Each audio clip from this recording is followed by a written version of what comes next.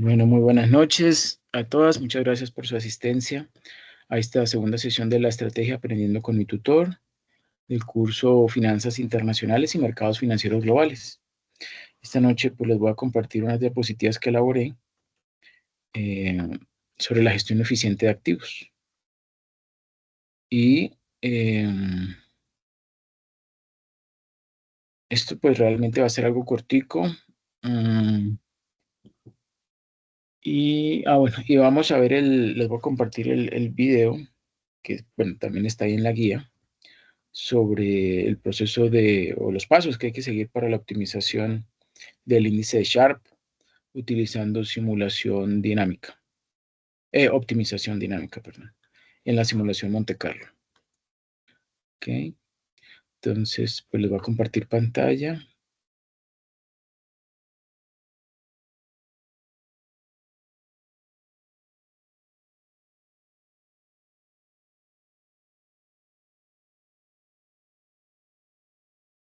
Okay.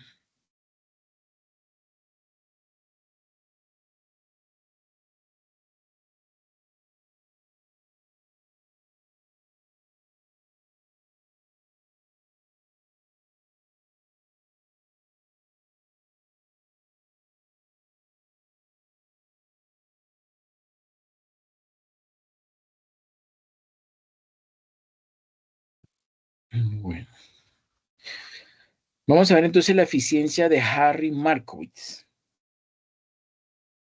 La eficiencia media varianza de Harry Markowitz es el paradigma clásico de las finanzas modernas para asignar eficientemente el capital entre activos de riesgo.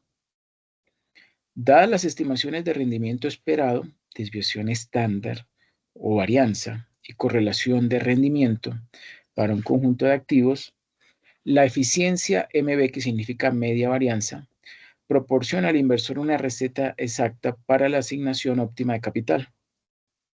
Vemos allí a mano derecha la gráfica o la figura 1.1 de eficiencia del portafolio media varianza. ¿Sí? Esa línea representa la frontera eficiente que planteó Harry Markowitz. ¿Qué representa esa línea? Todas las carteras eficientes en el sentido de que todas las demás carteras tienen menos rendimiento esperado para un determinado nivel de riesgo o dado un determinado nivel de riesgo. O, equivalentemente, más riesgo para un determinado nivel de rendimiento esperado, dependiendo si se explica desde el punto de vista de las Y o de las X, ¿sí? O de las mismas, bueno, ¿cómo es que dicen en economía? Ordenadas y las, ¿cómo es que es el otro término que usan? Bueno, en matemáticas es el eje X y el eje Y. Bueno, en este marco, la varianza o desviación estándar del rendimiento define el riesgo de la cartera. La eficiencia de media varianza considera no solo el riesgo y el rendimiento de los valores de los activos financieros, sino también sus interrelaciones. Allí se pueden apreciar unos conceptos. ¿Sí? Se supone que la cartera A, que es esta que tenemos por acá, A, que está acá abajito, es la cartera actual del inversionista, con un rendimiento esperado y una desviación estándar determinada. La cartera B, esta que está al lado izquierdo, la puntica izquierda, ¿sí? Es la cartera eficiente que tiene menos riesgo, ¿sí? Miren que el eje de las X es el riesgo, ¿sí? Entre más estemos cerca al eje, pues significa que tiene menos riesgo, y obviamente este punto A es más riesgoso que el punto B. O sea, tiene menos riesgo el B, pero al mismo tiempo, ¿sí?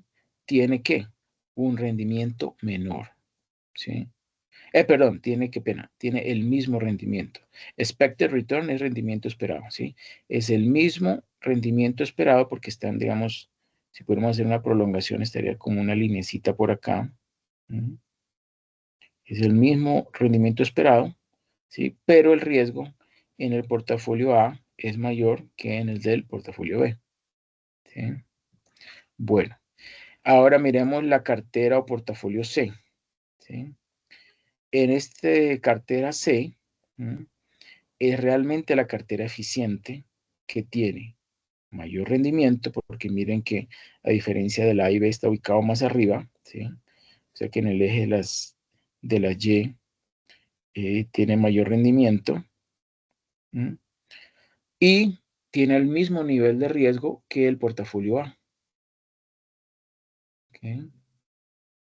El mismo riesgo, nivel de riesgo que el portafolio A. Entonces, la frontera eficiente describe la media, ¿sí? O rendimiento esperado y desviación estándar de todas las carteras eficientes, ¿sí? Entonces, sobre esta línea negra que dice ahí Efficient Frontier, ¿sí? Están todas las carteras eficientes. Entonces, el inversionista podrá escoger, ¿sí? Pues ubicarse o conseguir, ¿sí? Maximizar su relación media varianza si se ubica en alguno de estos puntos, ¿sí? De esta frontera eficiente. ¿Eso lo consigue cómo? Pues con esa mezcla, ¿sí? De activos financieros que tenga asignados en su portafolio de inversión. ¿Okay? Y él pues escogerá cuál es la que más le beneficia. Él puede entonces querer, si a él le interesa asumir más riesgo, ¿sí? Para obtener un mayor rendimiento, pues muy posiblemente querrá ubicarse en el portafolio C, ¿sí?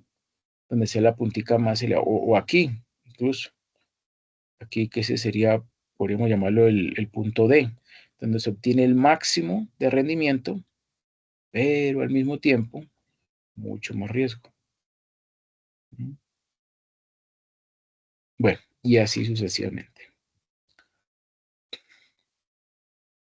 En la mayoría de los libros de texto de finanzas modernas, la eficiencia de media varianza es el criterio elegido para definir la estructura óptima de la cartera y para nacionalizar el valor, racionalizar el valor de la diversificación. La eficiencia de Markowitz es también la base de muchos avances importantes en la economía financiera positiva. Estos incluyen el modelo de fijación de precios de activos de capital, ¿sí? El famoso modelo Capital Asset Pricing Model, ¿sí? Que por cierto lo diseñó, lo nombró así Sharp, ¿m? Pero Sharp no solo, junto con Lindner, ¿m? Y bueno, el reconocimiento de la dicotomía fundamental entre riesgo sistemático y diversificable. O sea, como quien dice, cogieron Sharp y Lindner esa información de Harry Markowitz, ese, esa media varianza, ¿sí? Y crearon ese modelo de valoración o de fijación de precios de los activos de capital, ¿m? Con base o comparando todos los portafolios, ¿sí? Con el rendimiento del mercado, ¿sí? Ese rendimiento del mercado promedio está reflejado eh, a nivel, digamos, como punto de comparación, toman diferentes índices, ¿sí? Índices como por ejemplo en Estados Unidos están, pues hay varios índices. Uno de ellos es el Standard Poor's 500, ¿sí? Que recopila ¿qué? Pues el movimiento, el volumen y las variaciones de precios de los 500, de las 500 acciones más con mayor movimiento, mayor volumen, ¿sí?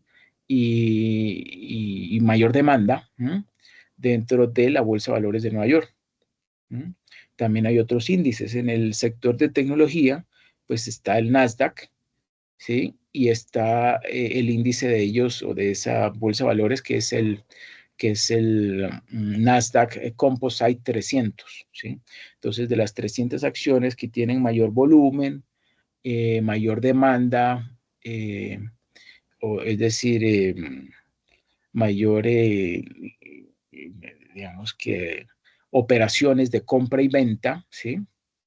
Entonces, pero del área de tecnología, entonces también hacen ese índice que por medio de una suma ponderada, pues le va dando le va dando un cierto puntaje a cada una de esas acciones que hacen parte de ese índice y bueno, generan podemos llamar un promedio ponderado, ¿sí? Que es el índice, es el resultado del índice y que va mostrando cómo en promedio esas acciones que son las más destacables de la bolsa de valores, pues van presentando un aumento, una disminución, ¿sí?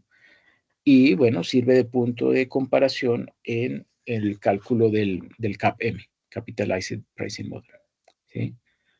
Bueno, muchas situaciones de inversión pueden utilizar la eficiencia media varianza para la asignación de riqueza. Es posible que un administrador de acciones internacional desee encontrar asignaciones óptimas de activos entre los mercados de acciones internacionales en función de los rendimientos históricos del índice de mercado. Es posible que el patrocinador de un plan desee encontrar una política de inversión óptima a largo plazo para la asignación entre bonos, acciones y otras clases de activos nacionales y extranjeros. Un administrador de rendimiento de acciones, perdón, un administrador de acciones nacional tal vez desee encontrar la cartera de acciones óptima basándose en pronósticos de rendimiento y riesgo estimado. La optimización de media varianza es lo suficientemente flexible como para considerar diversos costos comerciales, limitaciones institucionales y de clientes y niveles de riesgo deseados. En estos y otros casos, la eficiencia de media varianza sirve como marco de optimización estándar para la gestión de activos modernos.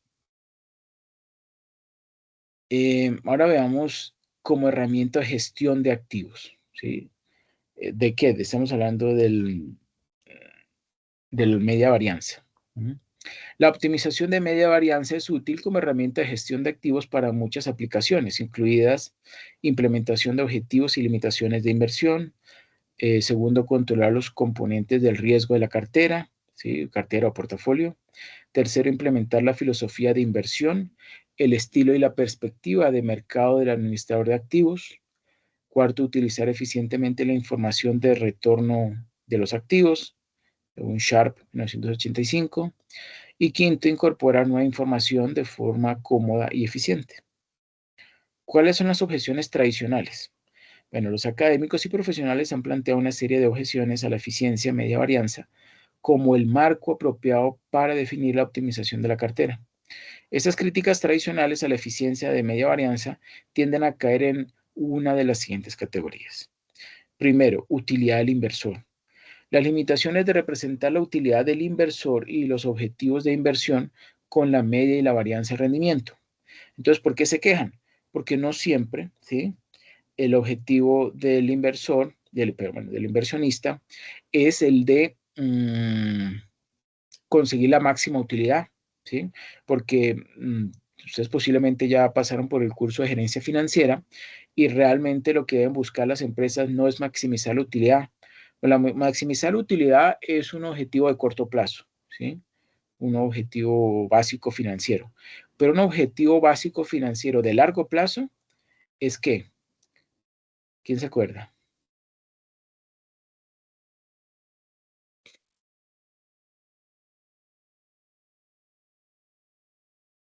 Sostener la empresa, Bueno, ¿y eso cómo se puede llamar de otra forma?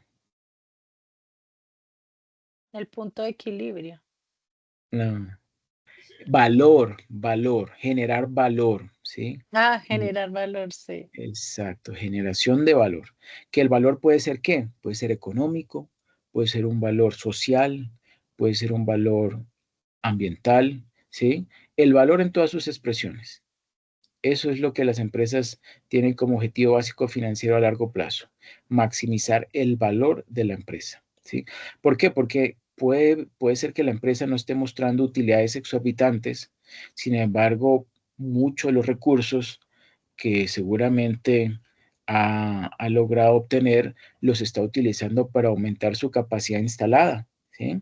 ¿Por qué? Porque piensa, por ejemplo, incursionar en un nuevo mercado, ¿sí? O lo pudo haber invertido en la adquisición de una nueva tecnología que va a generar o va a permitir una producción más eficiente con menos errores o desperdicios, ¿sí? Y que a la larga pues le va a permitir obtener a largo plazo pues mayores ganancias, ¿sí? Eso es entonces el valor. Segundo, o crítica, distribución normal. Ese es de pronto la mayor desventaja, ¿no? Las limitaciones de representar el retorno con parámetros de distribución normal. Entonces, este modelo de CAPM parte del supuesto de que el rendimiento del portafolio siempre sigue una distribución normal y no siempre es así. En las economías como la Bolsa de Valores de Nueva York en Estados Unidos, muy seguramente sí se cumple que los portafolios de inversión, cuando van a hacer los cálculos, pues siguen una distribución normal. ¿Por qué? Porque son una enorme cantidad de activos, ¿sí? Y que además tienen la ventaja de que la asignación de los precios realmente está determinado por la oferta y la demanda. Obviamente, esto se consigue es con la computación, ¿no? Con estos sistemas de computación que son tan sofisticados, sobre todo en la bolsa de valores, y que permiten que en tiempo real esas, digamos, necesidades u órdenes de compra y de venta se ejecuten en forma casi que instantánea, obviamente dependiendo del orden o momento en que eh, digamos, lanzado al sistema y se van ejecutando. Y eso permite que los precios de cada una de esas acciones pues realmente esté reflejando esa, ¿qué? Esa, ese, esa oferta y demanda, ¿sí? Está realmente los precios están siendo generados o están siendo asignados es con base en la ley de oferta y demanda. Cuando el precio de una acción sube, pues cuando la cantidad de órdenes de compra, ¿sí? Que sería una demanda de una acción, por ejemplo, de Google, pues supera a la de venta. ¿Sí? En esos momentos, entonces eso está representando que el apetito de los compradores es superior al de los que se están queriendo deshacer de ella y eso hace que automáticamente el precio de la acción suba, ¿cierto? Y así, y así con las demás acciones. Tercero, marco multiperiodo. Las limitaciones de la eficiencia de media varianza como marco de un solo periodo para inversores con objetivos de inversión a largo plazo, como planes de pensiones y fondos de dotación.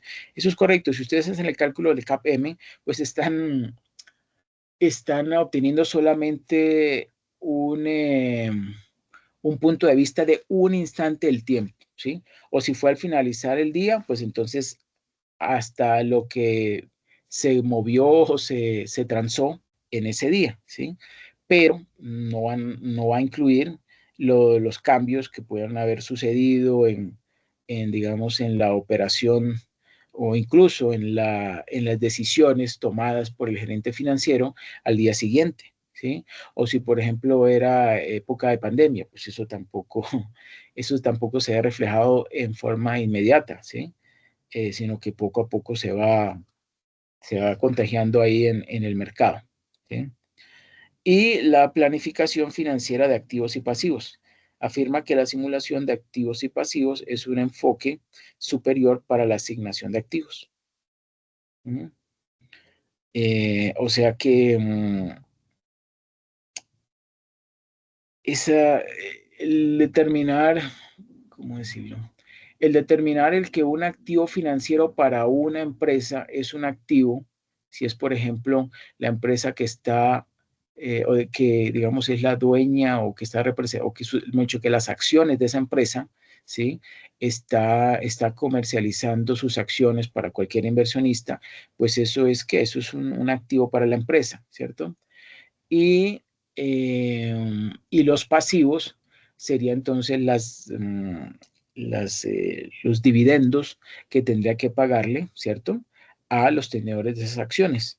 Entonces, el, el analizar si realmente ese, ese movimiento en el precio de las acciones le va a beneficiar o no en un momento determinado de la empresa, pues es algo que es muy cambiante y que en un solo instante o en un momento o en un día, pues posiblemente no esté recogiendo toda la información que podría reflejarse en unos días siguientes, ¿sí? O en una semana siguiente, ¿sí? Solamente ve de un momento, un instante del tiempo hacia atrás. ¿sí? No puede ver hacia adelante, ¿sí? Pero bueno, eso es lógico, ¿no? Porque pues nadie puede saber qué va a suceder en el futuro, ¿sí? Eso es obviamente, es una limitación, pero obviamente es entendible que así sea, porque pues nadie puede, nadie puede hacer una proyección perfecta del futuro, ¿ok? Bueno, otras limitaciones. En la práctica, las limitaciones más importantes de la optimización de media varianza son la inestabilidad y la ambigüedad. Los optimizadores de media varianza funcionan como un sistema caótico de decisión de inversión. Pequeños cambios en los supuestos de insumos a menudo implican grandes cambios en la cartera optimizada. ¿Mm? En consecuencia, la optimización de la cartera a menudo no está bien definida, o sea, no está bien distribuida. ¿Por qué? Porque todo el tiempo los precios de las acciones están subiendo y bajando, ¿sí? El procedimiento hace un uso excesivo de la información estimada estadísticamente y magnifica el impacto de los errores de estimación. Eso es cierto. No se trata simplemente de que entre basura, perdón, no se trata simplemente de que entre basura y salga basura, sino de un grano de arena que entre y una montaña de basura que salga. ¿Mm? Puede pasar. El resultado es que las carteras optimizadas tienen un error maximizado y a menudo tienen poco o ningún valor de inversión confiable. De hecho, una cartera igualmente ponderada, ¿sí? A menudo puede estar sustancialmente más cerca del verdadero óptimo de media varianza que una cartera optimizada. ¿Mm? El frecuente fracaso de las carteras optimizadas a la hora de cumplir objetivos prácticos de inversión ha llevado a varios inversores institucionales sofisticados a abandonar el método por procedimientos alternativos y a confiar en la intuición y los antecedentes, ¿sí? Porque eso es lo que, pues digamos, no es un... Hay, en pocas palabras, lo que está diciendo es que el optimizar o el buscar el óptimo, ¿sí? Como lo que ustedes van a hacer ahora, optimizar el óptimo en portafolio no asegura que ese óptimo se dé en la vida real. Eso es simplemente una estimación, ¿sí? Por eso es que en la vida real las empresas no hacen una sola optimización, hacen varias optimizaciones, ¿sí? Obviamente incorporando ciertas variaciones que puedan suceder en los precios de las acciones y hacen así como un promedio ponderado para tomar la decisión de si continuar con un activo financiero o deshacerse de él y comprar otro que esté, por ejemplo, con una tendencia ascendente, ¿sí? Si, por ejemplo, su objetivo es maximizar las ganancias en el corto plazo, ¿sí? Por ejemplo. Las limitaciones de la optimización de media varianza también ha contribuido a la falta de aceptación generalizada de la gestión cuantitativa del capital. Los problemas de optimización de no es DMT, es DMB, de media varianza, no se resuelven fácilmente con medidas de riesgo alternativas, funciones objetivas o procedimientos de simulación. Son endémicos a la mayoría de los procedimientos de optimización. Okay. Bueno, ¿quién me ayuda por favor leyendo esta diapositiva? ¿Ahí me escucha, profe? Sí, Los problemas de inestabilidad y ambigüedad de la optimización de la media varianza son, en última instancia, los del sobreajuste de datos. Las estimaciones estadísticas definen una frontera eficiente debido a la variabilidad en las estimaciones de los insumos. Muchas carteras son estadísticamente tan eficientes como las que se encuentran en la frontera eficiente. En otras palabras, una prueba estadística adecuada no sería capaz de diferenciar la eficiencia de muchas carteras fuera de la frontera eficiente que aquellas que se encuentran en ella. Un cálculo de carteras eficientes, estadísticamente equivalentes, revela la viabilidad y el carácter estadístico esencial de la optimización de la media varianza. Una perspectiva estadística ayuda a resolver muchas de las limitaciones prácticas más graves de la optimización de la media varianza y a menudo se asocia con la necesidad de comerciar significativamente reducida. Muchos de los métodos más importantes para reducir la inestabilidad y la ambigüedad del proceso de optimización y mejorar su valor de inversión se basa en procedimientos estadísticos que han sido en gran medida ignorados por la comunidad financiera. Estas técnicas provienen de la teoría financiera, la econometría y la investigación y práctica institucional. Los profesores pueden ignorar los procedimientos para mejorar la optimización de la media varianza por diversas razones.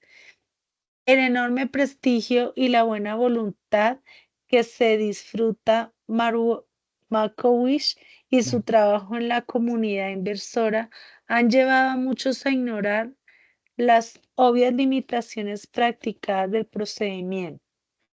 Muchos consultores, proveedores de software y administradores de activos influyentes han creado intereses comerciales en el status Q. quo. Para otras consideraciones prácticas han obstaculizado la implementación. Hasta hace poco, algunas de las técnicas estadísticas habían sido inconvenientes o inaccesibles porque requerían computadoras de alta velocidad y software matemáticos o estadísticas avanzados. Finalmente, el carácter estadístico de la optimización de la media varianza requiere un cambio fundamental en la noción de la optimización de cartera, la necesidad de pensar estadísticamente y un cambio significativo en los procedimientos. Perfecto, muchas gracias. Bueno, ahora, riesgo y rendimiento del portafolio. Suponga estimaciones de rendimientos esperados, varianzas o desviación estándar, ¿sí? Que es el riesgo, y correlaciones para un universo de activos. El rendimiento esperado, que se representa con esa letra que es mu, ¿sí? Se lee mu, entre paréntesis dice mu, o mu, de una cartera de activos P, ¿sí?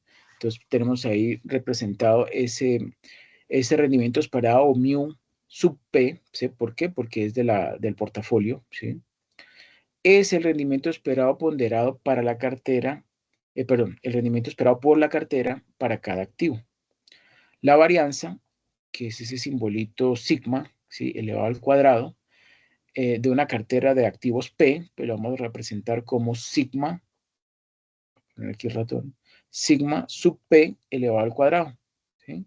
Si yo no lo elevo al cuadrado, se llama desviación estándar. Si lo elevo al cuadrado, se llama varianza.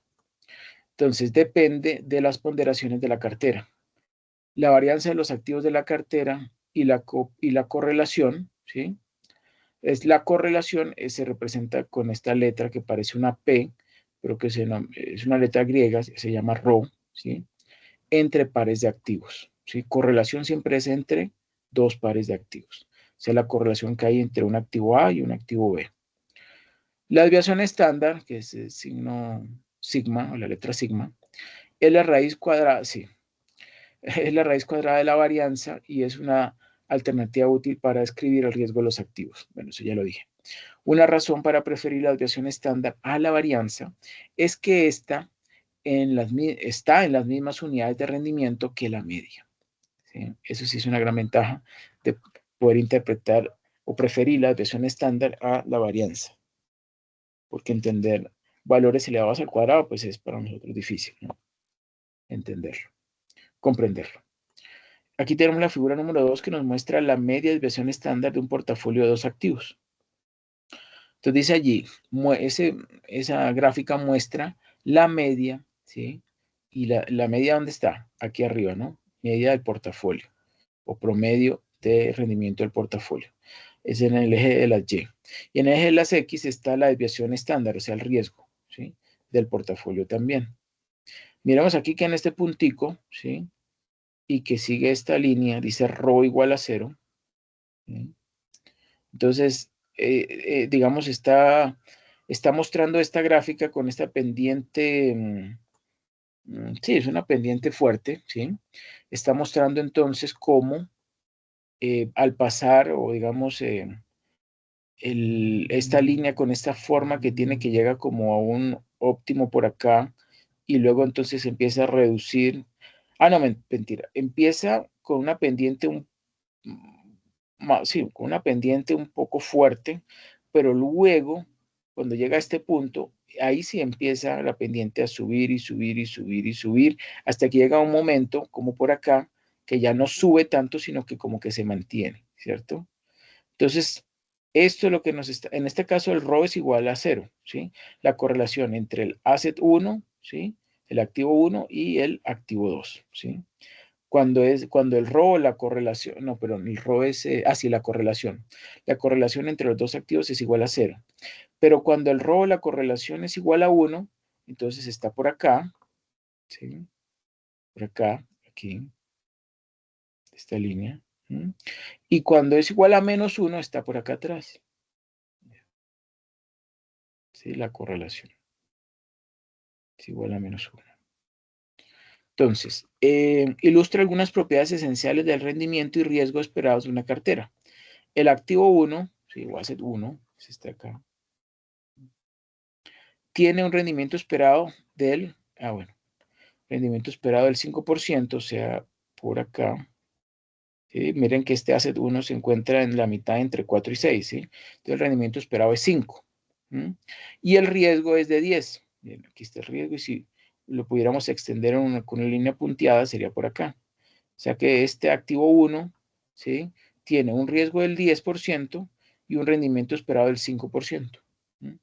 El activo 2, el que está por acá arriba, tiene un riesgo del 20, o sea, el doble, del 20%, y un rendimiento esperado del 10%, también del doble. Entonces hay 5 curvas, miren, 1, 2, 3, 4, 5 curvas, ¿sí? Que conectan los dos activos y muestran el riesgo y el rendimiento esperado de las carteras, que van desde el 100% del capital en el activo 1 hasta el 100% en el activo 2, ¿sí? Por eso muestran esas variaciones en cuanto a la pendiente en cada uno de ellos, porque aquí es plana cuando el ROE es igual a 1, y también es plana, pero no al comienzo, sino al final, cuando la correlación es igual a menos 1. O sea que entre estas dos, entre el igual a 1 y el menos 1, se ubican las otras tres. Bueno. Las correlaciones de activos asociados con las 5 curvas de izquierda a derecha, de derecha a izquierda, son, bueno, ya lo vimos, 1, 0, 0,5, o sea, en incrementos de a 0,5, ¿sí? Desde 1 hasta menos 1, pero con incrementos de 0,5 a partir del 0. Las 5 curvas ilustran cómo las correlaciones y las ponderaciones de la cartera afectan el riesgo de la cartera y el rendimiento esperado. Cuando la correlación es 1, como en la curva del extremo derecho de la ilustración, lo vemos acá, está acá, la que es una recta, ¿sí? Está aquí. ¿Sí? El riesgo de la cartera y el rendimiento esperado son un promedio ponderado del riesgo y el rendimiento de los dos activos. En este caso, la diversificación no aporta ningún beneficio. En todos los demás casos, ¿sí? Que no son líneas rectas, bueno, excepto en el que tiene menos 1, ¿sí? En el caso de los propios activos, el riesgo de la cartera es inferior al promedio ponderado del riesgo de los activos. En la mayoría de los casos, las correlaciones de activos son inferiores a 1. Las correlaciones de las acciones estadounidenses suelen estar dentro de un rango de 0,3 a 0,5, y la correlación entre uno y el otro. A medida que disminuye el nivel de correlación, aumenta la cantidad de reducción de riesgo disponible. Eso es bueno, ¿no? En el caso de una correlación completamente, sí, inversa, o sea, de menos 1 entre dos activos, ¿sí? Como lo vemos aquí, en esta línea que está al otro lado de la que tiene ρ igual a 1, ¿sí? La del otro extremo, ¿sí? Entre dos activos, es posible eliminar el riesgo de la cartera. No, eso es posible. Eso es posible eliminar el riesgo de la cartera. ¿Qué? pues haciendo una mezcla o incluyendo activos financieros, por ejemplo, de diferentes orígenes, ¿sí? O de diferentes plazas que pueden llegar a neutralizar o volver el riesgo prácticamente cero, ¿sí? Lo cual es pues, muy beneficioso, ¿no? Sobre todo para los gestores de portafolio de inversión. Mm.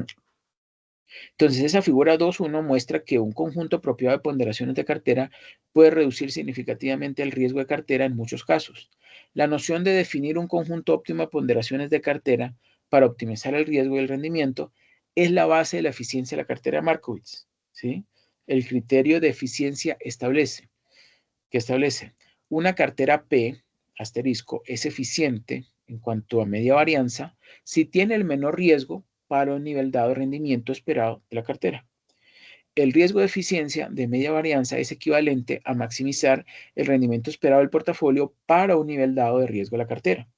Un portafolio P asterisco es eficiente en media varianza si tiene el máximo rendimiento esperado para un determinado nivel de riesgo de la cartera. La formulación de eficiencia de cartera que se utilice es una cuestión de conveniencia. ¿Cuál le conviene al tomar? ¿Sí? Eso es lo que debe ver el inversionista. Bueno, como indica la figura 1.1, cada cartera en la frontera eficiente satisface el criterio de eficiencia. La frontera eficiente es un aumento monótono del rendimiento medio en función del aumento del riesgo de la cartera. ¿Sí? Ahí lo vemos. Ahí. Y bueno, no sería más por este lado. Vamos a ver ahora el videito. Ok. Dejo compartir y vamos aquí el video.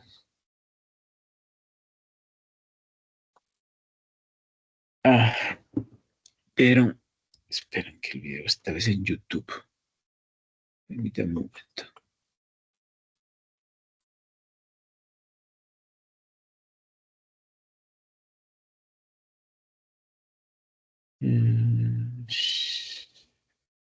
Aquí está.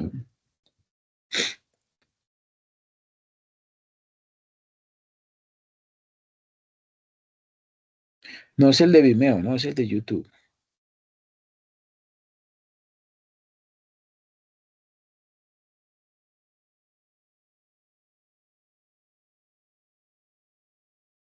En el capa. No lo encuentro.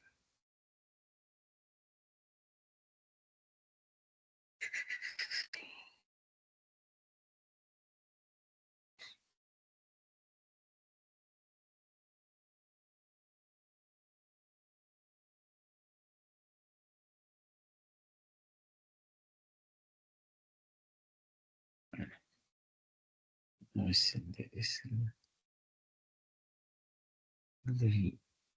33, o sea, este.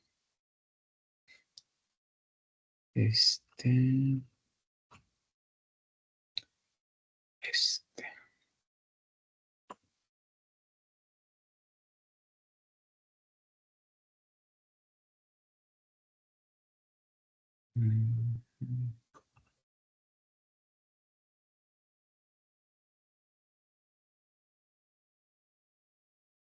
Ok, aquí lo encontré.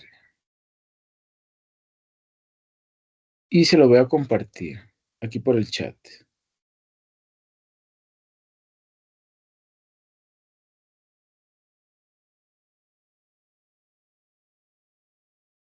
Ay,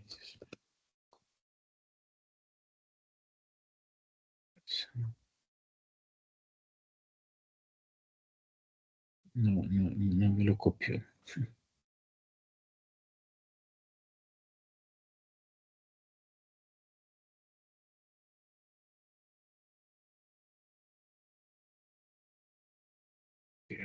Ok,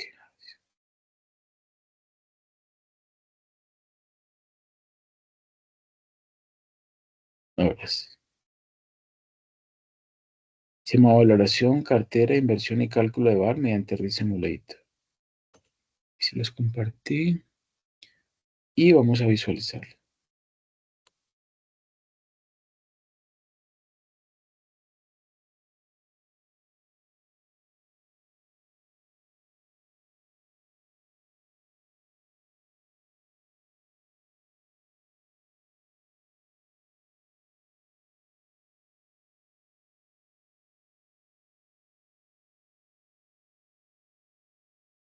completa para pantalla y con sonido. Listo. Es que lo tenemos. Es acá. Acá. Aquí. Listo.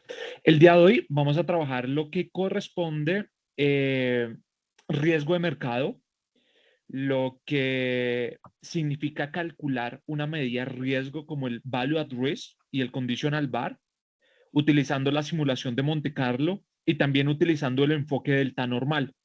Obviamente, ya sabemos de que las rentabilidades no se acomodan a una distribución normal.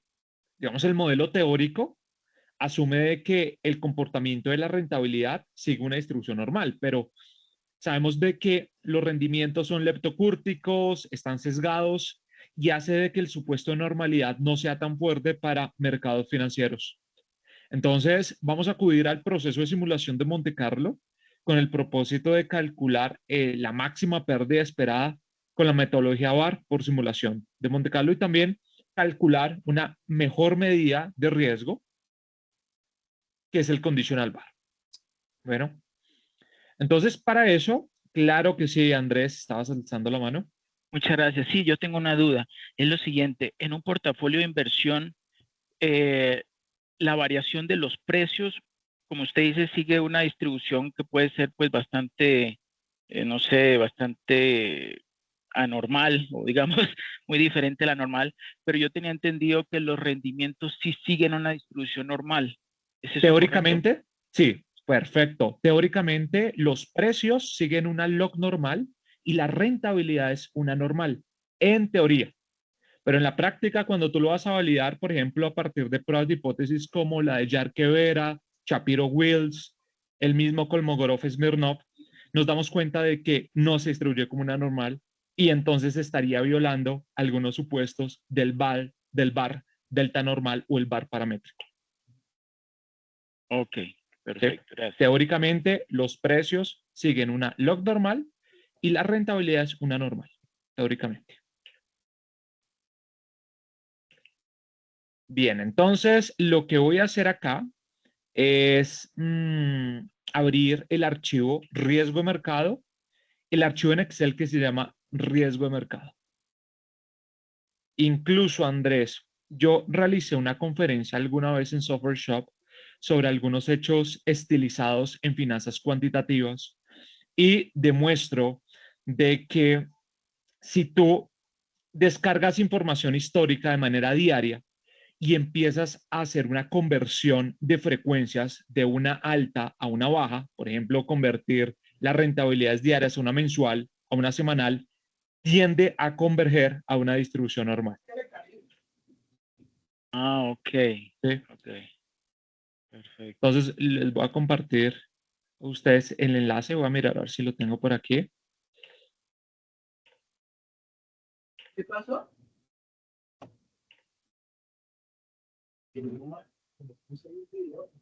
No, no lo tengo acá. Angelita, ¿estás por ahí? Ángela. Sí, estoy por acá, Miguel. Ángela, tú me puedes hacer un favor.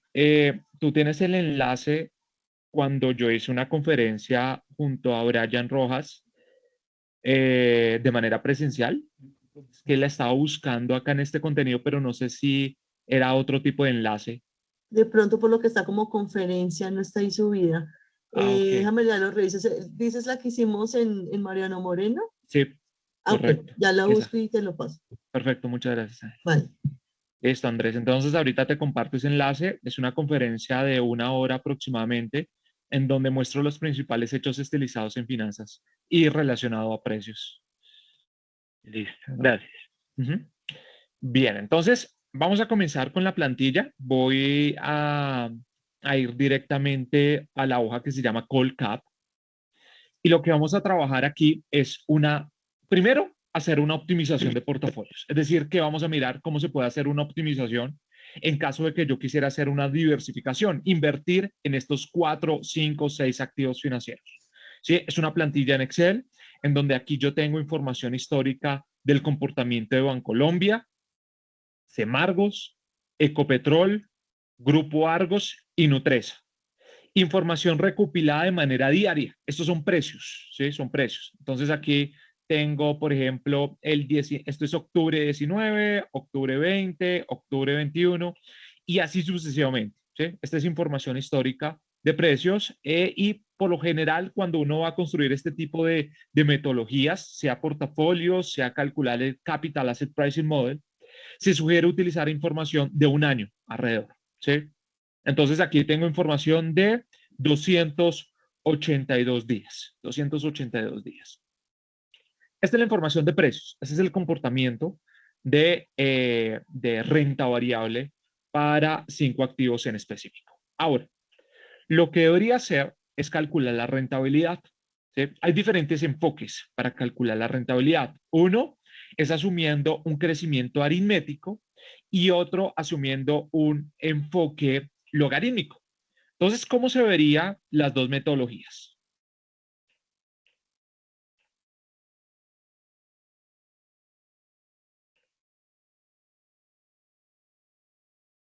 El precio de hoy es igual al precio de ayer multiplicado por 1 más la tasa de rentabilidad. ¿Sí? Este es el enfoque aritmético, retornos, ¿sí? Entonces, si yo quiero calcular la rentabilidad, pues despejo de acá la rentabilidad y obtendría lo siguiente. Entonces, la rentabilidad es igual a un ratio entre el precio de hoy, el precio de ayer, menos 1. ¿Listo? Entonces, así calcularía la rentabilidad. Obviamente, asumiendo de que no hay dividendos, porque si hay dividendos, entonces lo sumaría, que eso también sería un tipo de rentabilidad, pero a largo plazo. Acá, como estamos calculando las rentabilidades de manera diaria, pues se sugiere utilizar este tipo de metodología, ¿sí? Sin incluir el tema de dividendos. Esta es una primera aproximación, ¿sí? Una primera aproximación.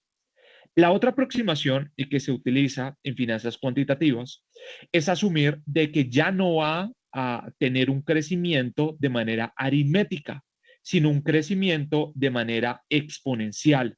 Entonces acá tendría el antilogaritmo de la rentabilidad.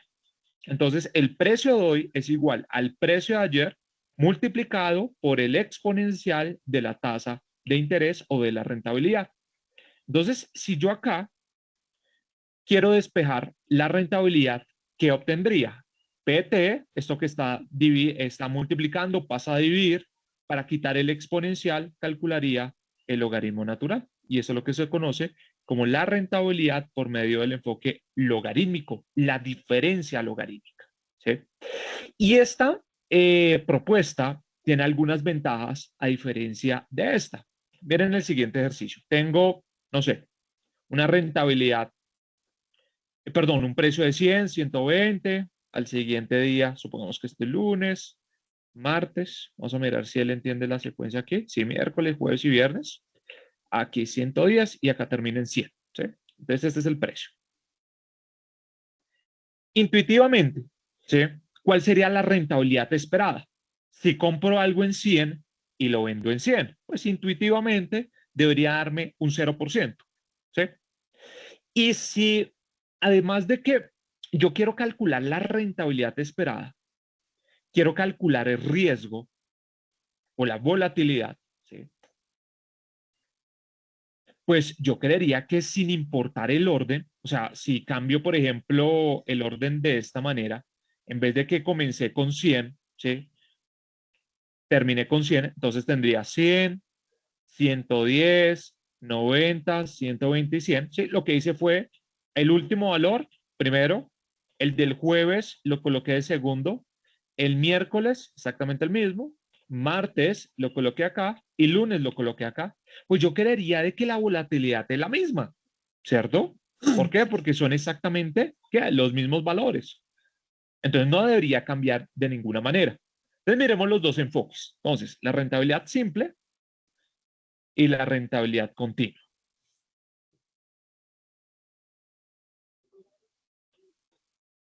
Entonces, la rentabilidad simple sería hoy, pero lo voy a calcular para los dos. Entonces, esto lo tendría por acá, esto lo tendría acá. Esto. Entonces, esta es desde el enfoque aritmético, simple. Y esto desde el enfoque continuo. Bien, entonces acá tengo 100, 120, 90, 110 y 100. Vamos a calcular la rentabilidad. Entonces, la rentabilidad sería igual a hoy dividido ayer, ¿sí? Hoy dividido ayer menos 1. Esta sería la rentabilidad. ¿Cuánto obtuve? 20%. Y así sucesivamente. ¿Sí? Para el otro enfoque, entonces, hoy dividido ayer menos 1. Y calculo la rentabilidad promedio, que es simplemente calcular el promedio. Calculo el promedio, 2.03, y calculo el promedio, 2.12. Entonces aquí hay algo raro. ¿Por qué? ¿Cómo así que si compro algo en 100 y al final lo vendo en 100, cómo va a ser que la rentabilidad esperada, ¿sí?, sea de 2.03 y si invierto, ¿sí?, el orden es 2.12? Obviamente es porque contempla los rendimientos que hay en intermedio, pero al final verdaderamente uno compra algo para venderlo en algo y obtener una rentabilidad esperada. Ahora, ¿qué pasaría si utilizo el enfoque continuo? Entonces, le digo lo siguiente: logaritmo natural de hoy dividido el ayer, ¿sí?, tanto este como para este, ¿sí? Simplemente lo que hice fue cambiar el orden, pero sigue siendo exactamente los mismos precios. Y miren que al calcular el promedio, tengo el 0, y a calcular el promedio, tengo el 0. ¿Sí? Es primera ventaja. ¿Sí? Me permite calcular tasas de crecimiento promedio o esperadas. ¿Sí? El promedio de la rentabilidad simple no me está dando verdaderamente lo que podría obtener. Primera ventaja, ¿sí? Entonces, miren, sin importar el orden, obtengo ¿qué? El mismo resultado. Bueno, ahora, ¿qué pasaría con la volatilidad?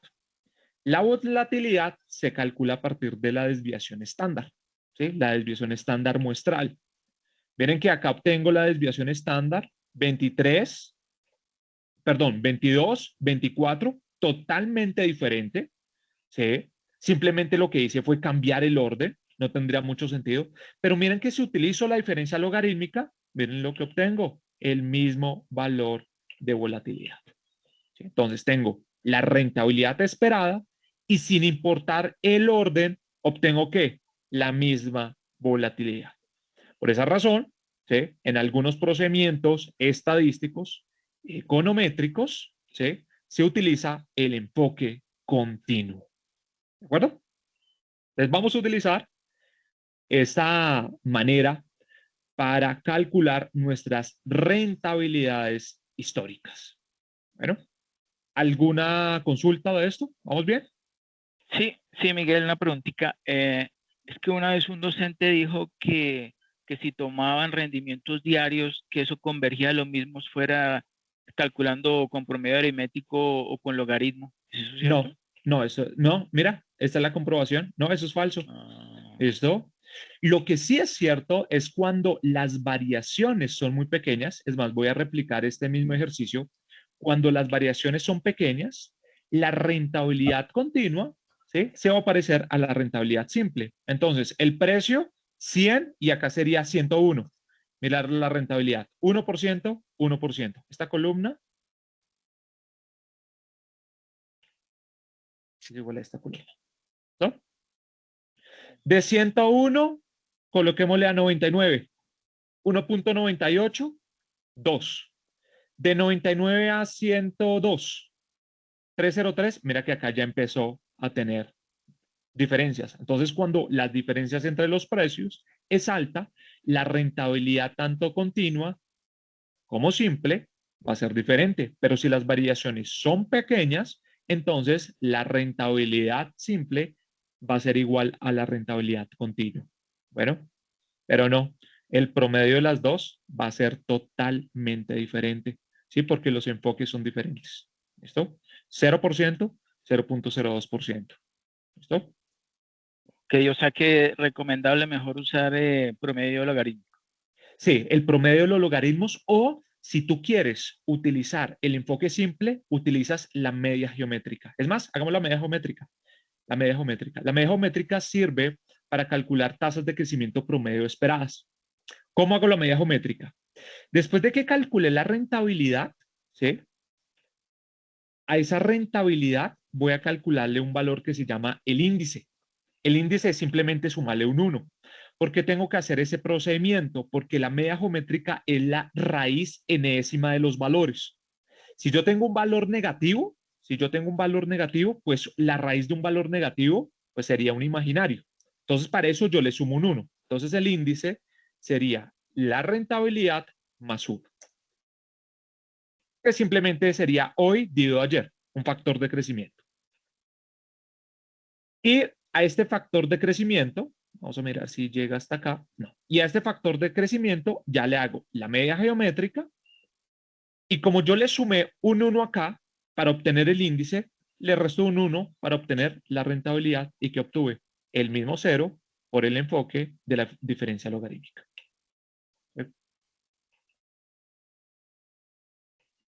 Entonces, la otra manera es utilizar la media geométrica. Perfecto. Gracias. ¿Listo? La media geométrica, pero ojo, no de la rentabilidad, sino del factor de crecimiento. ¿Sí? Que lo llamé índice. Que el factor de crecimiento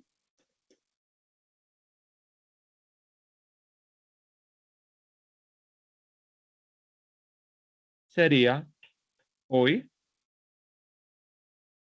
dividido el ayer. ¿Sí? Y a esto le hago la media geométrica, pero ojo que acá yo tendría, ¿sí?, la tasa de crecimiento promedio, pero ¿de quién? Del factor de crecimiento, pero yo quiero de la rentabilidad. Es como yo aquí le sumé un 1, acá ¿qué voy a hacer? Le voy a restar un 1 y listo. Bueno, entonces dos maneras: utilizar la media geométrica o utilizar la diferencia logarítmica. Bueno, ¿que esto está bien calculado? Sí. O sea, si yo calculo la rentabilidad de manera periódica, esto sí es cierto. O sea, si yo invierto, o más bien compro algo en 100 y lo vendo en 101, perfecto, 1%. Si compro algo en 101 y lo vendo en 99, perdí menos 1.98. Es decir, que estas tasas de crecimiento periódicas son válidas.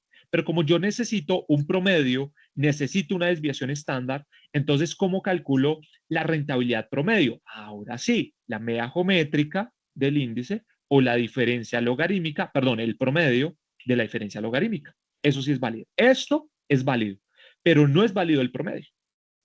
Si yo quiero calcular una tasa de crecimiento promedio, utilizo la media geométrica o el promedio de las diferencias logarítmicas. ¿No? Listo. Gracias. Uh-huh.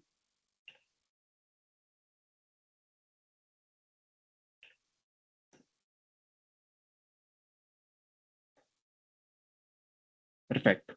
Entonces aquí voy a calcular las rentabilidades históricas. ¿Sí? Entonces tengo Bancolombia, Semargos, Ecopetrol, Grupo Argos y Nutresa.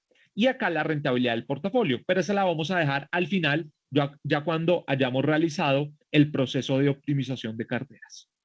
Entonces, en Bancolombia es igual a logaritmo natural, como quiero calcular la rentabilidad del 20 de octubre, 25.800 dividido 25.170. Entonces acá voy a calcular la rentabilidad para el 20 de octubre. ¿De cuánto fue? 2.47%. Y ya puedo hacer el copie, voy a copiar esto por acá, ¿sí? Entonces estas son las rentabilidades para Semargos, Ecopetrol, Grupo Argos y Nutresa.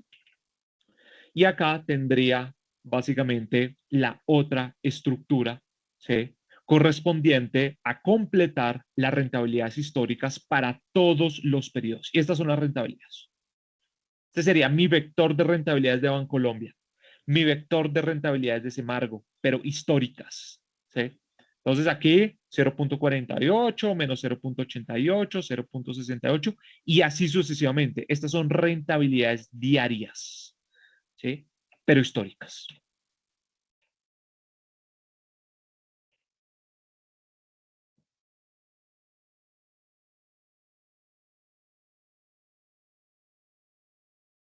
Bien.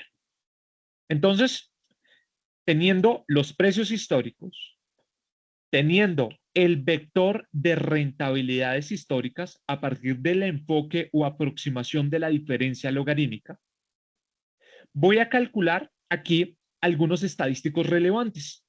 Por ejemplo, la rentabilidad esperada, el riesgo individual, el coeficiente de asimetría, el coeficiente de kurtosis y el VAR desde el enfoque paramétrico, es decir, asumiendo normalidad de las rentabilidades. Por eso se llama el VAR paramétrico o VAR delta normal. ¿Sí? Es una metodología para calcular la máxima pérdida esperada en un horizonte temporal con un nivel de confianza. Es una medida de riesgo de mercado. Si yo tuviera por acá, por ejemplo, no el precio de los activos, sino, por ejemplo, el saldo en una cuenta corriente o cuenta de ahorros, se llamaría el VAR por riesgo de liquidez. Pero acá sería VAR por riesgo de mercado, porque riesgo de mercado es la posibilidad de incurrir en pérdidas cuando hay variaciones en los factores de riesgo de mercado. Y acá, ¿cuáles son los factores riesgo de mercado? La variación de los precios. La variación de los precios hace que suba la rentabilidad o que baje la rentabilidad.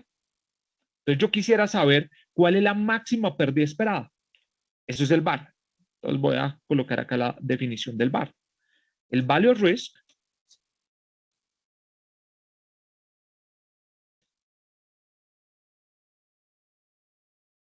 es una medida de riesgo de mercado, liquidez, crédito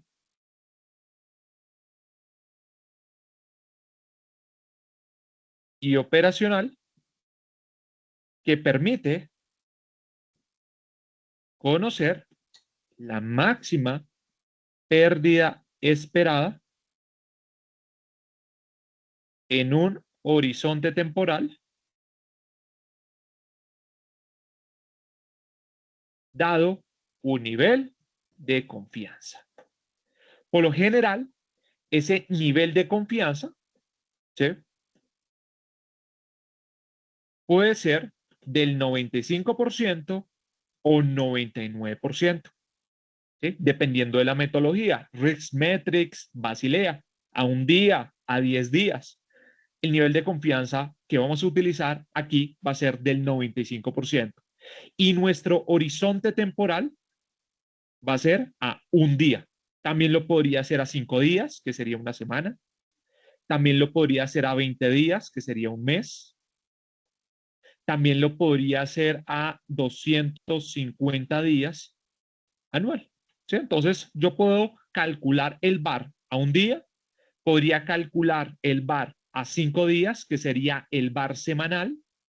También podría calcular el VAR a 20 días mensual y 250 días de manera anual. Sí, cuéntame, Andrés.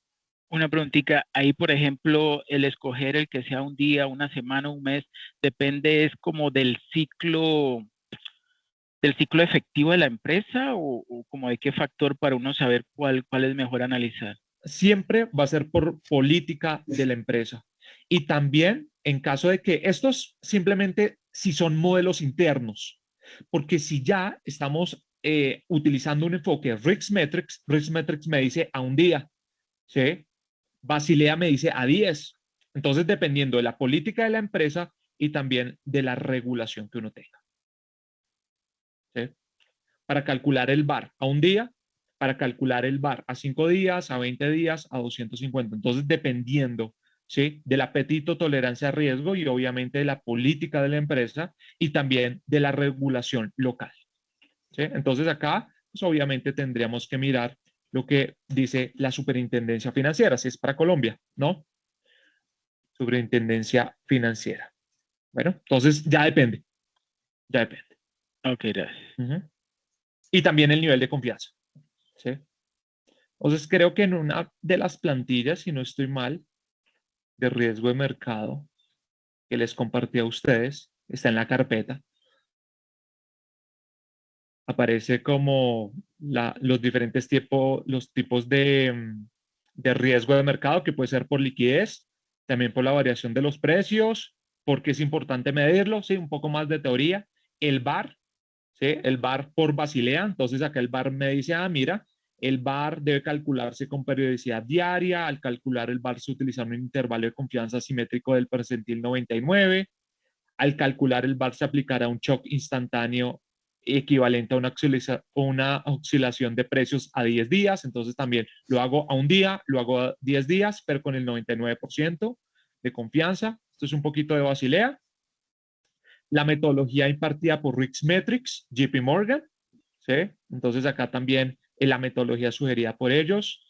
Y ya, ¿sí? Y acá, digamos, doy algún enfoque. Según la propuesta de Basilea, 99 a 10 días. Y según la metodología JP Morgan, Rixmetrics, más conocida, el nivel de confianza no, es al 95% a un día, ¿sí? Y un poco de teoría, un poco de funciones, ¿sí?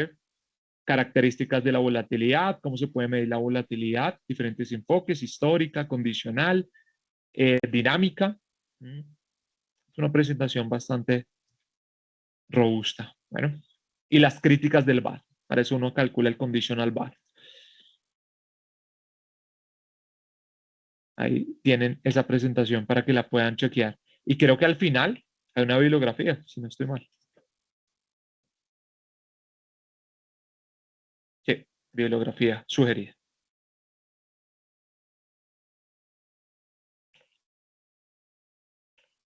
Listo.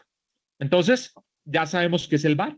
El VaR es una medida de riesgo de mercado, de liquidez, de crédito y operacional, que permite conocer la máxima pérdida esperada en un horizonte temporal dado un nivel de confianza. ¿Sí? Nivel de confianza 95-99 y el horizonte temporal puede ser 1, 5, 20, 250. Diario, semanal, ¿sí? Porque ¿cuántos días tiene una semana de transacciones? 5. ¿Cuántos días tiene un mes en transacciones? 20, por eso uno no coloca 30, 31. ¿Y cuántos días al año tengo en transacciones? 250, ¿sí? ¿Eso qué quiere decir? Que no hago transacciones los sábados y los domingos y seguramente algunos festivos. Entonces, generalmente se utiliza el 250. Bien. Entonces, aquí yo tengo las rentabilidades históricas. Ahora voy a calcular la rentabilidad esperada, pero antes de eso, quiero saber el número de observaciones que tengo. Entonces, le voy a decir contar cuántas observaciones tengo en rentabilidades, ojo, no en precios, sino en rentabilidades. Tengo 281 datos. ¿Sí? Entonces, el número de observaciones que yo tengo es 281 datos. Ahora, quiero calcular la rentabilidad esperada. Para calcular la rentabilidad esperada, utilizo el promedio. ¿Por qué puedo utilizar el promedio? Porque son diferencias logarítmicas. Entonces voy a calcular el promedio. ¿El promedio de quién? El promedio de Bancolombia, 0.08%. Esta es una rentabilidad esperada diaria. Semargos, 0.11%. Ecopetrol, 0.14%. Grupo Argos, 0.03%. Y Nutresa, con 2 decimales, 0%, con 3 decimales, una pérdida. ¿Sí? Una pequeña variación en caso de que hubiera comprado Nutresa, ¿sí? Nutresa, aquí, ¿sí? Y hubiera esperado, lo que hubiera esperado sería un 0% si hubiera invertido en Nutresa. Bueno, obviamente hubo algunos días que estuvo por encima, hubo otros días que estuvo por debajo. Ese es el promedio, ¿no? Ese es el promedio. Comúnmente, ¿Cómo fue el comportamiento histórico de las rentabilidades? Este fue el comportamiento, ¿sí? A partir del promedio. Ahora, quiero calcular el riesgo individual. El riesgo individual se puede calcular de dos maneras. Uno, contemplando la información histórica propia del activo y de su rentabilidad. Y otra, utilizando la metodología del Capital Asset Pricing Model. ¿Sí? Metodología de Sharpe, de Linder, de Campbell, de Woody. O sea, hay muchas maneras para calcular el Capital Asset Pricing Model y algunas ampliaciones. ¿Sí? Como por ejemplo el modelo de Fama y French, el modelo de Fama y Macbeth, en donde en vez de que utilicen la rentabilidad del activo explicada a partir de una prima de riesgo, involucran otras variables independientes. Y esa es otra manera de calcular la volatilidad o el riesgo individual a partir de este factor, el beta o la beta. ¿Sí? Entonces, este beta me está diciendo qué tan sensible es el valor esperado de los rendimientos ante cambios en la rentabilidad o prima de riesgo de la rentabilidad del mercado. Y este beta se puede calcular de dos maneras, utilizando esta fórmula, ¿sí? La covarianza sobre la varianza del mercado, o realizar un modelo de regresión lineal simple en donde tengo como variable dependiente la rentabilidad del activo en función de la rentabilidad del mercado. ¿Sí? Me va a dar exactamente lo mismo. O sea, si lo hago por acá y lo hago por acá a partir de un modelo de regresión, me va a dar exactamente lo mismo porque así es como se calcula la pendiente de un modelo de regresión lineal simple. ¿Mm? Entonces, esta es otra manera de calcular el riesgo, es el beta. Y no solamente contemplando las variaciones de su propio activo, sino también de las variaciones del mercado, de un índice de mercado. Este es el modelo teórico. ¿Sí? Y este de mercado también es teórico, porque nosotros no tenemos indicadores de mercado. Tenemos proxies, como puede ser el Colcap, como puede ser el Dow Jones, como puede ser el Standard Poor's, el Merval, el IPSA, el Mexbol, ¿sí? Estos son indicadores proxy que intentan replicar el comportamiento del mercado, pero no contempla todos los activos que hay en el mercado. ¿Sí? Contempla que los que tienen una mayor liquidez, los que tienen una mayor capitalización bursátil, pero teóricamente no son el mercado, sino una proxy de mercado. Entonces volvamos acá al Colcap. Y le voy a decir acá riesgo individual, desviación muestral. Desviación muestral.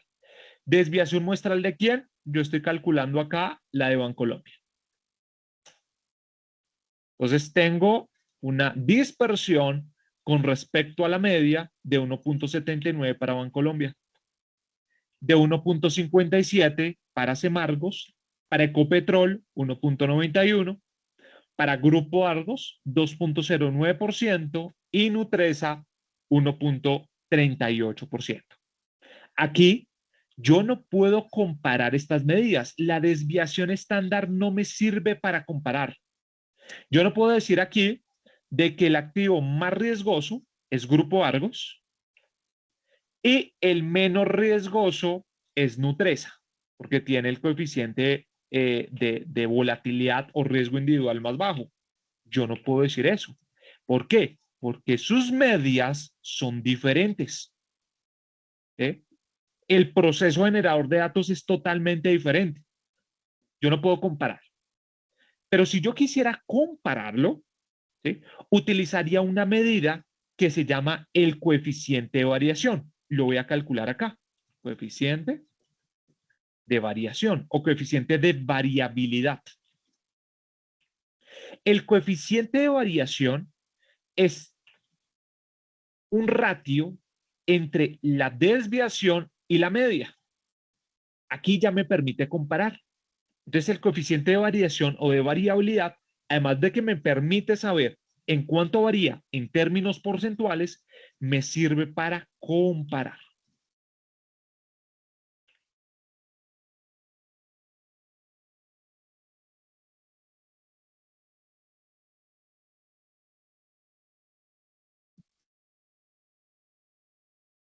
Bueno, entonces es una medida para comparar diferentes variables cuando tienen diferentes unidades de medida. ¿Sí?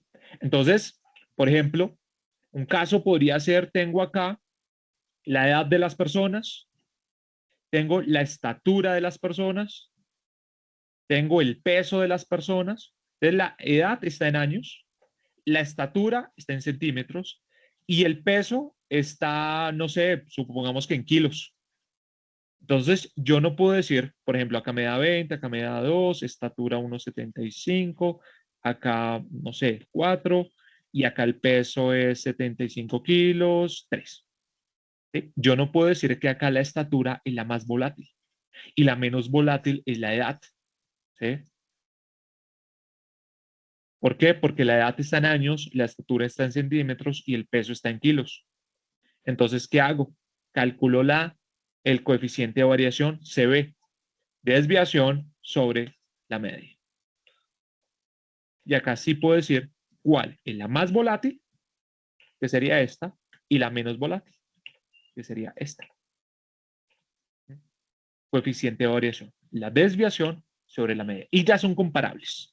Ya son comparables. ¿Por qué? Porque miren que la edad está en años y la desviación está en años. Entonces, años con años se van. La estatura está en centímetros, la desviación está en centímetros. Entonces, ¿qué pasa con las unidades? Se anulan. Entonces, ya me permite comparar. Y acá ya podría decir, mira, la variable más volátil es la edad y la variable menos volátil es la estatura. ¿De acuerdo? Entonces utilizo el coeficiente de variación o variabilidad para comparar la dispersión del conjunto de datos. Y acá ya puedo decir, hey, ¿cuál es la más riesgosa? ¿Cuál es la menos riesgosa? Entonces hacemos lo siguiente.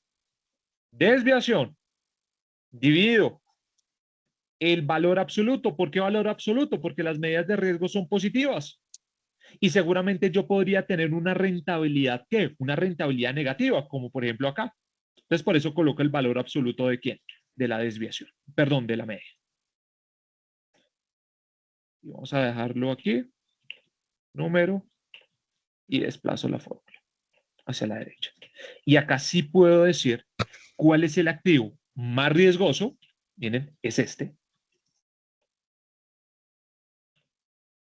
Este colorcito no me gusta. Este es el activo más riesgoso, más volátil, con respecto a su propio promedio, no con respecto al mercado, porque si fuera con respecto al mercado, ¿qué utilizo? La beta, ¿sí? O el beta. Y aquí el activo menos riesgoso sería Ecopetrol.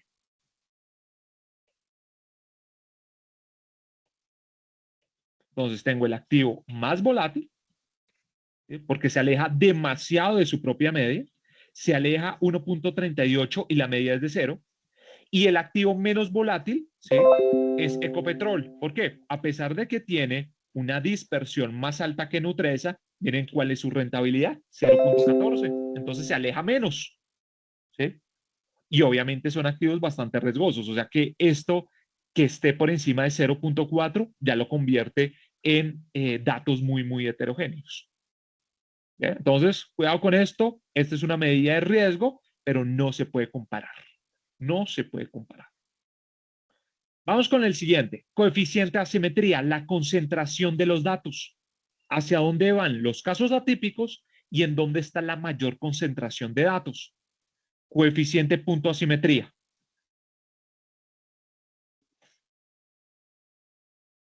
Miro solamente el signo. Solamente miro el signo. Si es negativo, está sesgado hacia la izquierda. Si es positivo, está sesgado hacia la derecha. Bueno, entonces el coeficiente de asimetría puede tomar 3 valores.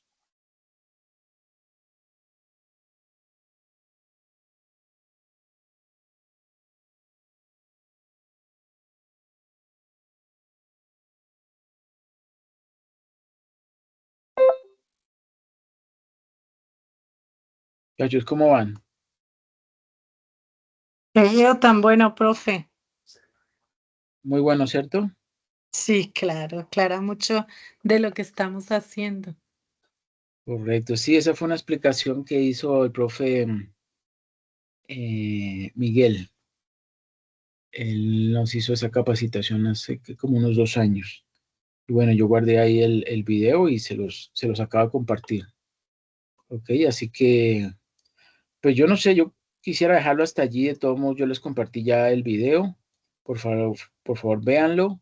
Y pues nada, replicarlo con los datos de las acciones o los activos financieros que hayan seleccionado. Y pues nada, desarrollar entonces los puntos tal cual como aparecen allí en la guía de actividades. Ok.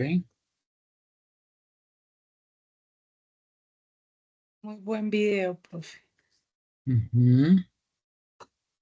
Sí, señora. Bueno, pues no sería más. ¿Tienen alguna duda sobre la guía o algo similar?